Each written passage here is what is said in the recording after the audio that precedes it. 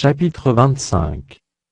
L'Éternel parla à Moïse sur la montagne de Sinaï, et dit: Parle aux enfants d'Israël, et tu leur diras quand vous serez entrés dans le pays que je vous donne, la terre se reposera, ce sera un sabbat en l'honneur de l'Éternel. Pendant 6 années tu ensemenceras ton champ, pendant 6 années tu tailleras ta vigne, et tu en recueilleras le produit. Mais la 7e année sera un sabbat, un temps de repos pour la terre, un sabbat en l'honneur de l'Éternel. Tu n'ensemenceras point ton champ, et tu ne tailleras point ta vigne.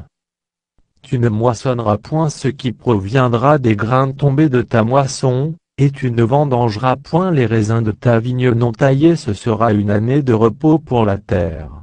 Ce que produira la terre pendant son sabbat vous servira de nourriture, à toi, à ton serviteur et à ta servante, à ton mercenaire et à l'étranger qui demeure avec toi.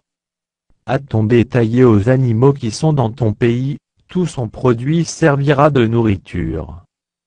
Tu compteras 7 sabbats d'année, 7 fois 7 années, et les jours de ces 7 sabbats d'année feront 49 ans.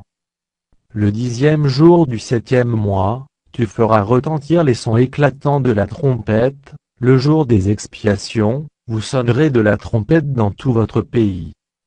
Et vous sanctifierez la 50e année, vous publierez la liberté dans le pays pour tous ses habitants, ce sera pour vous le jubilé, chacun de vous retournera dans sa propriété, et chacun de vous retournera dans sa famille. La 50e année sera pour vous le jubilé, vous ne sèmerez point, vous ne moissonnerez point ce que les champs produiront d'eux-mêmes, et vous ne vendangerez point la vigne non taillée. Car c'est le jubilé, vous le regarderez comme une chose sainte. Vous mangerez le produit de vos champs. Dans cette année de jubilé, chacun de vous retournera dans sa propriété. Si vous vendez à votre prochain, ou si vous achetez de votre prochain, qu'aucun de vous ne trompe son frère. Tu achèteras de ton prochain, en comptant les années depuis le jubilé, et il te vendra, en comptant les années de rapport. Plus il y aura d'années, plus tu élèveras le prix, et moins il y aura d'années, plus tu le réduiras, car c'est le nombre des récoltes qu'il te vend. Aucun de vous ne trompera son prochain, et tu craindras ton Dieu, car je suis l'Éternel, votre Dieu. Mettez mes lois en pratique, observez mes ordonnances et mettez-les en pratique, et vous habiterez en sécurité dans le pays. Le pays donnera ses fruits, vous mangerez à satiété, et vous y habiterez en sécurité. Si vous dites que mangerons-nous la 7e année, puisque nous ne sèmerons point et ne ferons point nos récoltes? Je vous accorderai ma bénédiction la 6e année, et elle donnera des produits pour 3 ans. Vous sèmerez la 8e année, et vous mangerez de l'ancienne récolte, jusqu'à la 9e année, jusqu'à la nouvelle récolte, vous mangerez de l'ancienne. Les terres ne se vendront point à perpétuité, car le pays est à moi, car vous êtes chez moi comme étrangers et comme habitants. Dans tout le pays dont vous aurez la possession, vous établirez le droit de rachat pour les terres. Si ton frère devient pauvre et vend une portion de sa propriété, celui qui a le droit de rachat, son plus proche parent, viendra et rachètera ce qu'a vendu son frère. Si un homme n'a personne qui ait le droit de rachat, et qu'il se procure lui-même de quoi faire son rachat, il comptera les années depuis la vente, restituera le surplus à l'acquéreur, et retournera dans sa propriété. S'il ne trouve pas de quoi lui faire cette restitution, ce qu'il a vendu restera entre les mains de l'acquéreur jusqu'à l'année du jubilé. Au jubilé, il retournera dans sa propriété, et l'acquéreur en sortira. Si un homme vend une maison d'habitation dans une ville entourée de murs, il aura le droit de rachat jusqu'à l'accomplissement d'une année depuis la vente. Son droit de rachat durera 1 an. Mais si cette maison située dans une ville entourée de murs, n'est pas rachetée avant l'accomplissement d'une année entière, elle restera à perpétuité à l'acquéreur et à ses descendants, il n'en sortira point au jubilé. Les maisons des villages non entourés de murs, seront considérées comme des fonds de terre, elles pourront être rachetées, et l'acquéreur en sortira au jubilé. Quant aux villes des Lévites et aux maisons qu'ils y posséderont, les Lévites auront droit perpétuel de rachat. Celui qui achètera des Lévites une maison, sortira au jubilé de la maison vendue, et de la ville où il la possédait, car les maisons des villes des Lévites sont leur propriété au milieu des enfants d'Israël. Les champs situés autour des villes des Lévites ne pourront point se vendre, car ils en ont à perpétuité la possession.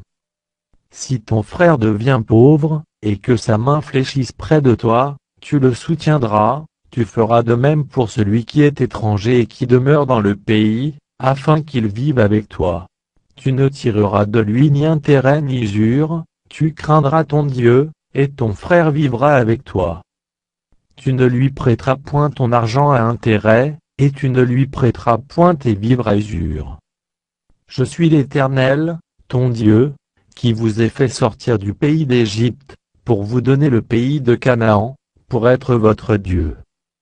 Si ton frère devient pauvre près de toi, et qu'il se vende à toi, tu ne lui imposeras point le travail d'un esclave.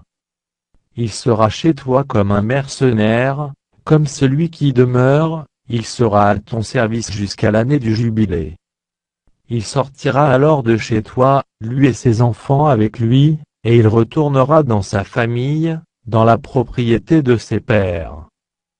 Car ce sont mes serviteurs, que j'ai fait sortir du pays d'Égypte, ils ne seront point vendus comme on vend des esclaves.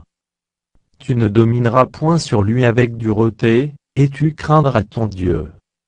C'est des nations qui vous entourent, que tu prendras ton esclave et ta servante qui t'appartiendront, c'est d'elles que vous achèterez l'esclave et la servante. Vous pourrez aussi en acheter des enfants des étrangers qui demeureront chez toi, et de leurs familles qu'ils engendreront dans votre pays, et ils seront votre propriété. Vous les laisserez en héritage à vos enfants après vous, comme une propriété, vous les garderez comme esclaves à perpétuité. Mais à l'égard de vos frères, les enfants d'Israël, aucun de vous ne dominera avec dureté sur son frère.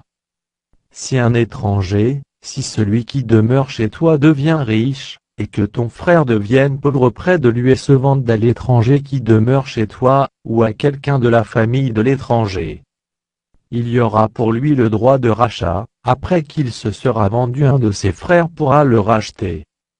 Son oncle, ou le fils de son oncle, ou l'un de ses proches parents, pourra le racheter, ou bien, s'il en a les ressources, il se rachètera lui-même. Il comptera avec celui qui l'a acheté depuis l'année, où il s'est vendu jusqu'à l'année du jubilé, et le prix à payer dépendra du nombre d'années, lesquelles seront évaluées comme celles d'un mercenaire.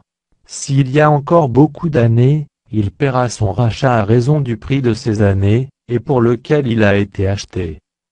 S'il reste peu d'années jusqu'à celle du jubilé, il en fera le compte, et il paiera son rachat à raison de ces années. Il sera comme un mercenaire à l'année, et celui chez qui il sera, ne le traitera point avec dureté sous tes yeux. S'il n'est racheté d'aucune de ces manières, il sortira l'année du jubilé, lui et ses enfants avec lui. Car c'est de moi que les enfants d'Israël sont esclaves, ce sont mes esclaves, que j'ai fait sortir du pays d'Égypte. Je suis l'Éternel, votre Dieu.